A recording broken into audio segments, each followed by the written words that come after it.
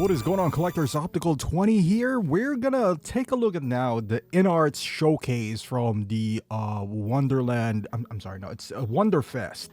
I always associated them with Wonderland, with Toys Wonderland back in the day, but the Wonderfest showcase that they have, it's pretty interesting, you know, because we don't really see much of Inart till, you know, something like this. So now Dumbledore looks really good. Kind of reminds me of Gandalf, you know, with a rooted beard and hair. It has all the makings to be, you know, a really good figure for those Harry Potter fans.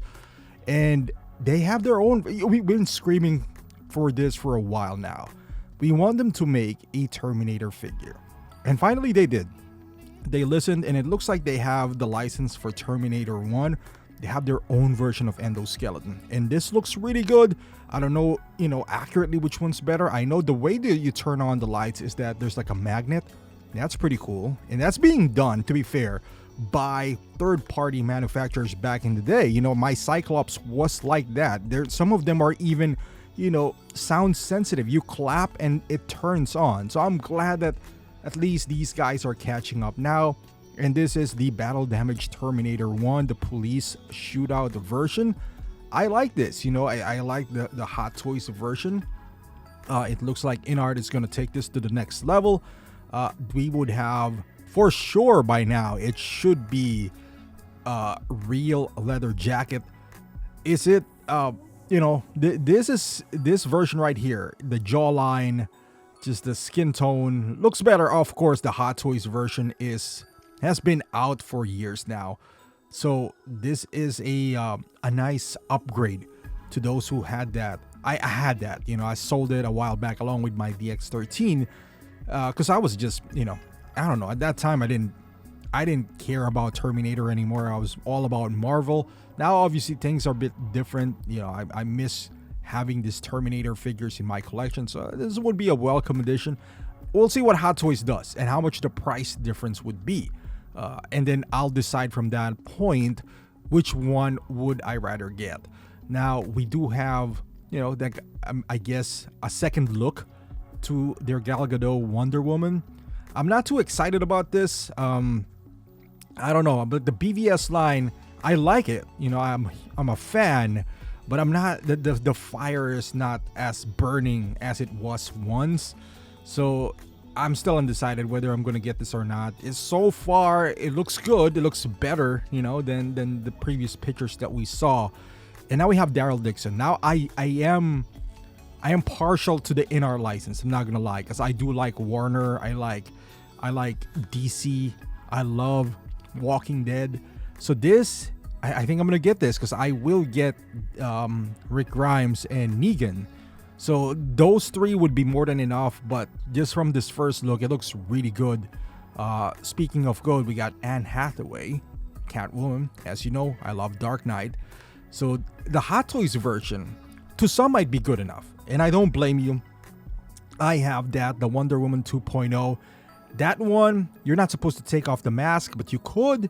But obviously, you could display both. One with a mask, one with doesn't. This one, obviously, you don't want to put the mask on because it looks really good. So we'll see how much the price is. And depending on the price, I will decide if I want to get a second Catwoman or not. Because I'm, you know, like a Catwoman from Hot Toys. I just want a representation. I don't really get them. I don't really take them all that much, you know, meaning post it around and take pictures of them. I just want them to exist. So I don't know if I want to, you know, commit $600-700 to a Catwoman for two of them. So we'll see. Also 112, as you can see here, they look really good. You know, they might swing me to 112 at some point. I tried 112, not really for me. But I don't mind them, you know. And here we go. This is the big hitters right now. This is Superman. This should have been my finale. Christopher Reeve, Superman.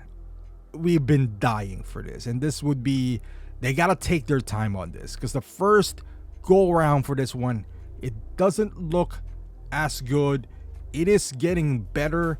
I do like the body proportions. It seems like Inart is really good at that. You know, the length of the suit, the tailoring looks really good. They still have time to work this out. You know, the likeness is definitely better. It's not, I would say 100% yet, but it's close. It is really close. I like the way, everything looks so far. SDS, what do you call that? Ironed on. I don't know if that's the actual costume in there, but some pictures are obviously better than others. Credit to the one who took these pictures, by the way. I just compiled this. I found this on Facebook. So credit to whoever took these pictures. It's random, but I like the look. Towards the end of this, you would see him kind of like in an in-between pose, which I'm really interested in, because as much as I want to get a Christopher Reeve Superman, I also want to get the Clark Kent version of this. I already have myself a what do you call this, like a phone booth to put him on so I can display him like this. So I'm excited for this.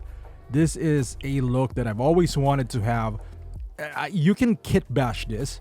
I've seen, collectors who does the Myla has done a great job for this, but I don't really have the skill set or the patience to look around for outfit and just the overall recipe for this type of look.